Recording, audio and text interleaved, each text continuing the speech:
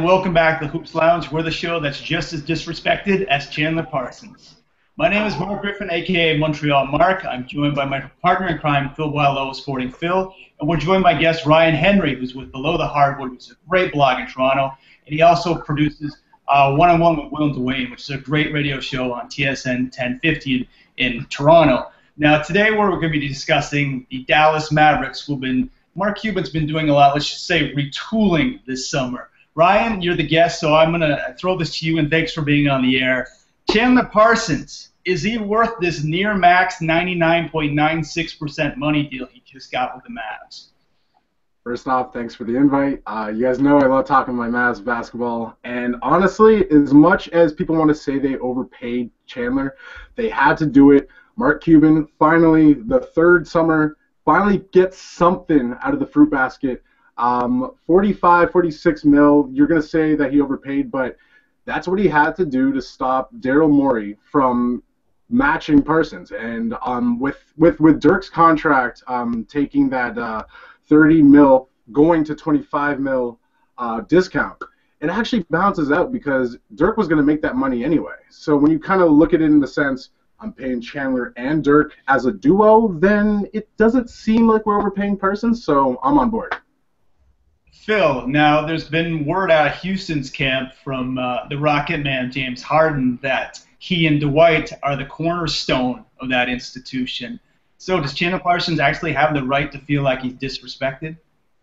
Well, I mean, if any role player is making $15 million a year, you got to feel good about things. But I think they're undermining what he did. I felt like Chandler Parsons saved them in a lot of games last season. And I think as much as Trevor Ariza is going to be a nice bit there, I think they're going to miss his scoring a bit, especially after losing Ashik and Lynn.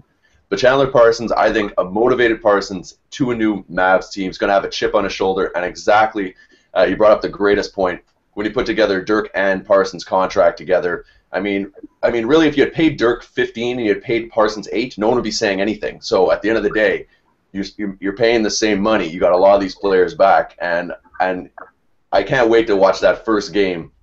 I'm not sure if I'm more interested in the one in Houston or in Dallas, but when Parsons just torches Houston, it's going to happen. Yeah, I love rivalries in the NBA, and this is a new one we got to look out for. Now, Ryan, as I said, Mark Cuban's been doing a lot of work this offseason, and he shipped my man Sam Dalembert, who's from Montreal, off to the Knicks, and he brought in Tyson Chandler again, along with Raymond Felton. What do you think of those picks? Well, as a kind of a bitter fan for the past 2 years, I think Cuban bringing back Tyson Chandler was kind of admitting, hey, you know what, guys? That was on me. Shouldn't have blown this team up. This team could have been at least a Western Conference finalist with Tyson in the fold for a while. So as long as Tyson stays healthy, I think the Mavs are going to be a threat to go back to the Western Conference Finals. Maybe not in the first year, like such a heavy playoff trip, but hopefully if Raymond can get his game back now, and with the wizard Rick Carlisle behind the bench, he can get something out of him. I think these guys can go far with Raymond and Tyson. Now, Phil, another one of their sneaky pickups was actually just happened yesterday is at the point guard situation. I mean, Raymond Felton, all these issues off the court, obviously with the guns, but bringing in Jameer Nelson, do you think that was a smart move by Mark Cuban?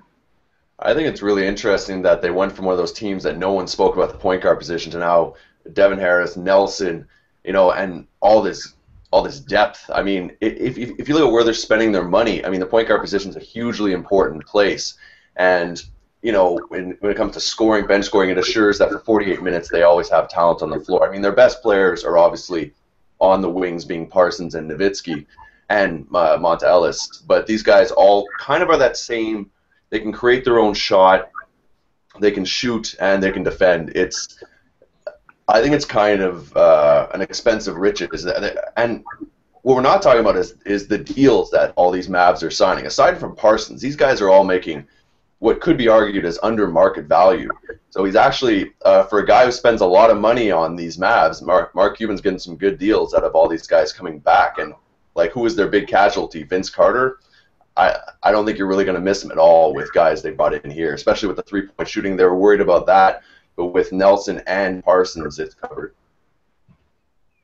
Now, Now, Ryan, the Dallas Mavericks are kind of slowly becoming the San Antonio Spurs, a destination location for veteran players. As Phil mentioned, Vince Carter was there for a while.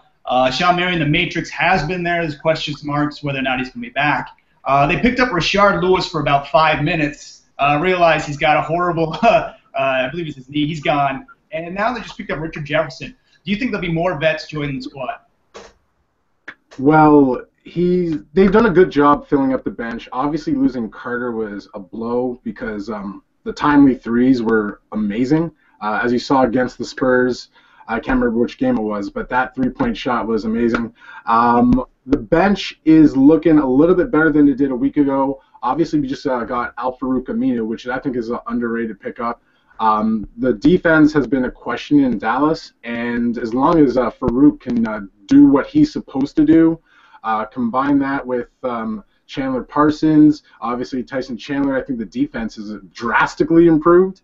And with Jameer Nelson, if he can recreate some of that original magic he had with Dwight back way back then, I think the point guard situation in Dallas is perfectly fine. Obviously, you have Devin Harris to back him up. So I'm just really excited for this bench. I think this is the best, let's say, full 12-man team we've had, even I'd say near the 2011 championship team. Oh, that's quite a compliment from Ryan. And by the way, we love the Dallas backgrounds you guys both have, Hope and also the camouflage DeRozan. Phil, Dirk's pay cut. Some people around NBA circles are saying it's quote unquote the best free agency deal of the offseason. Would you argue against that? No, I mean, the only thing comparable would be Tim Duncan buying back in for less money. I mean, these guys are two guys who have made money over their career, and yes, they could pull a Kobe and just want another last-minute paycheck, but these guys want rings, and you can tell that the love and the hunt for that ring is the paramount, decision maker for how they're going about things. He realized by taking less money, they'd have the opportunity to go after, quasi superstars, if not stars, guys like Chandler Parsons, and exactly like Ryan said, this bench is so much deeper than it used to be, and this is what you need in the playoffs. I mean, we saw Portland without a bench gets bounced real quick. You just have to play them in up-tempo style. I think Dallas, especially with a lot of their core being a little bit older with Dirk and Chandler and his knees and all such, but you need that depth. And when it comes to this team, I think the biggest question mark is going to be how much, if you don't sign him, are you going to miss Shawn Marion. Shawn Marion, ever since his Phoenix days, has been one of my favorite players. Drastically underrated his entire career, and I hope he comes back. But Aminu and Parsons, I think, will make up the offense-defense on that small forward position. But yes, it was definitely one of the best free agent signings. Now, Ryan, I mean, it was absolutely one of the best first rounds of the NBA playoffs ever in 2014. I think probably the best ever that I've seen. I've heard people who've been watching the game for 30-odd years saying the same. The Dallas Mavericks were one game away from defeating the San Antonio Spurs in the first round. They made it to Game 7. I don't think enough people appreciate that. They gave them fits. Do you see this team going further this year? You look at that series, and there was moments where Dallas should have been up 3-1. Yeah. I believe in Game 1 they had a good 10-point lead, and obviously the Spurs cut through that. Mavericks kind of blew it.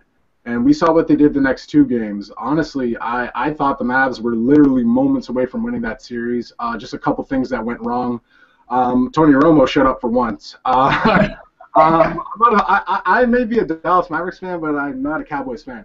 But aside from that, you got this team with scrubs. We weren't supposed to even win one game. People were saying that the Mavs were supposed to get swept. They didn't belong. It should have been Phoenix. Well, Rick Carlisle had these little misfits, and the change-ups and the adjustments that he did to counteract whatever the genius Greg Popovich was doing got them to 7 games. You look at this team now from what we had in that series, it's like day and night. And these guys are all a level better. Obviously, Tyson Chandler is an upgrade. Obviously, Chandler Parsons is an upgrade. We are going to deeply miss Shawn Marion because I think he is actually one of the most underrated defenders in the league. We saw what he did against LeBron James in 2011. but this team is leaps and bounds better than what we had facing the San Antonio Spurs. So, sky's the limit. I love the Rick Carlisle shout out. He actually grew up a town away from me, and he grew up in Potsdam, New York. I've actually known him since I was a little kid, and he's one of the most underrated coaches in the league. I mean, he does it all. I would say he's a top 5 coach. Phil, I'm going to throw the final word to you today. Where and how far are they going into the playoffs this year with this new retooled roster? Well, I mean, anytime you bring this many new pieces in, there's going to be a bit of an adjustment period, as Ryan was saying. How quickly this happens, I think these are all veterans. If these were 20-year-olds, I would worry about a little bit more.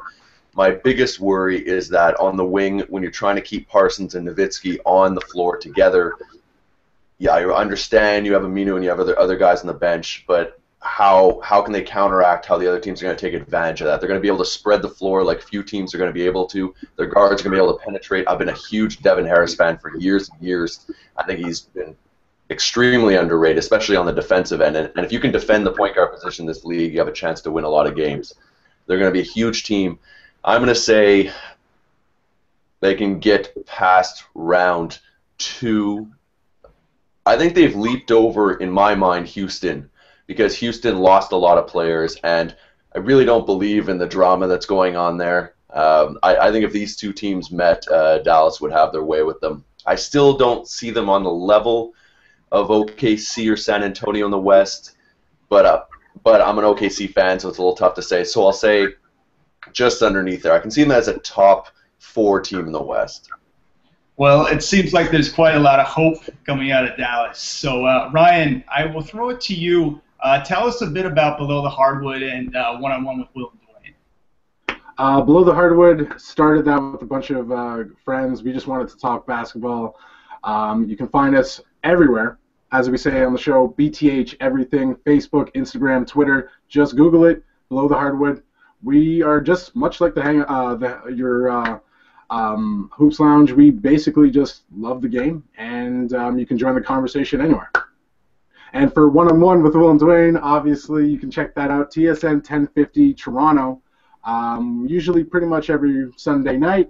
And these guys, pretty much the coolest guys I've met, and I'm glad to work for them. Give me the opportunity. And these guys, if you think we know ball, they're leaps and bounds. Great conversation. Check it out. I'm a big fan of both shows, and there's one thing I can say, that there's a show you guys did a few months back where you played one-on-one against a guy, I forget his name, but I cannot unsee, I think Dwayne said, I cannot unsee the way you played basketball against that guy. It looked like you had not picked up a ball in about 8 years, man. That wasn't the best day. You know, I like to say I was wearing jeans, and they're restricting my bounce there, but yeah, no, we're gonna take out Will and Dwayne. Don't worry, they know it's coming. They know it's coming. Thanks for being on, Ryan. For me, I have an Ace with moment that actually is just coming out today. I interview the founders of Brookwood Elite Basketball Program. That by leaps and bounds, these guys are blowing up on the AAU scene across North America. They're going to be at the Adidas Invitational in Los Angeles, just doing amazing things. Brookwood Elite. And so that'll be out today on hoopslounge.com. And Phil, what do you have coming up off the wire? Well, Off the Wire, as everyone knows, is your spot to go for all breaking news. What I do is I give my little video, 1 minute, keep it short, keep it fun. You can do it anywhere on the bus, at work. It's on YouTube. Basically, a 1 minute breakdown plus 5 or such related articles in the description, so you can fact check whatever I'm saying and create your own opinion. It's Off the Wire. It's rumors, trades, everything in between, and we have a lot more because everyone's on pins and needles like they were for LeBron. Everyone's on pins and needles right now with Kevin Love, so lots more coming. And then training camp. Basketball is a 365 sport. Yeah, the game never stops. So thank you guys for being on. Looking forward to seeing how the Mavericks play out this season, and I will throw it to you, Phil, to wrap up. All right, well, as always, you can join us anytime on hoopslounge.com. Go to the contributors section, hit us up with any ideas, talk, or anything. We want to create this basketball community. As Ryan was saying, we're a bunch of fans creating this conversation of the sport we love, and we know that you guys love. So remember to check out our YouTube videos at YouTube/TheHoopsLounge. Subscribe, share, like, and we're bringing it all for you guys. And we'll catch you next time in the lounge.